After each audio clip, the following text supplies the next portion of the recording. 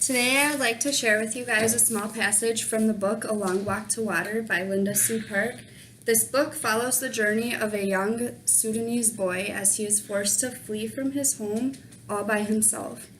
Salva was just 11 years old when his school was ambushed, forcing him and the other students to run anywhere but home. Hope for survival for such a young boy wasn't very high, as he was too young to become a soldier. Yet other fleeing people didn't want the baggage that comes with such a young boy traveling with them.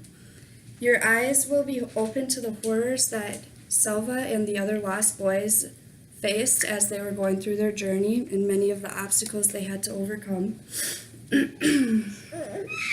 The passage I'm about to read to you leaves off when him and all the other refugees are ordered to leave the camp in Ethiopia. He had spent the last 6 years there, and it took him a whole year to walk there. Now, at the age of 18, he is left to start a journey all over again. The reason why I wanted to share this passage with you is because it shows the tremendous resilience gained by Salva as he was going on his journey. It goes to show that Salva never saw giving up as an option.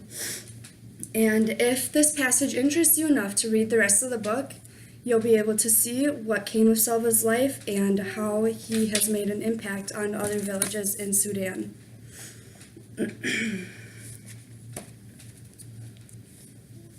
The walking began again. Walking, but to where? No one knew anything for sure. Where was Salva supposed to go? Not home. There was still war everywhere in Sudan. Not back to Ethiopia. The soldiers would shoot us. Kenya. There was supposed to be a refugee camp in Kenya. Salva made up his mind. He would walk south to Kenya. He did not know what he would find once he got there, but it seemed to be his best choice. Crowds of other boys followed him. Nobody talked about it, but by the end of the first day, Salva had become the leader of a group of about 1,500 boys. Some were as young as 5 years old. Those smallest boys reminded Salva of his brother Kul.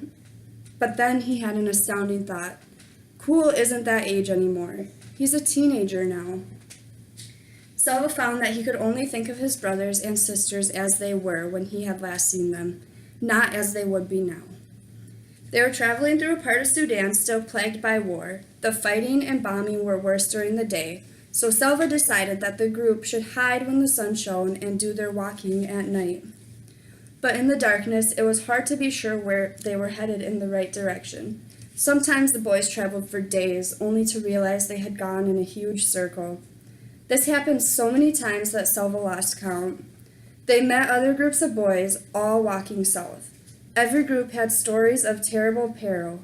Boys who had been hurt or killed by bullets or bombs, attacked by wild animals, or left behind because they were too weak or sick to keep up. When Salva heard the stories, he thought of Mariel.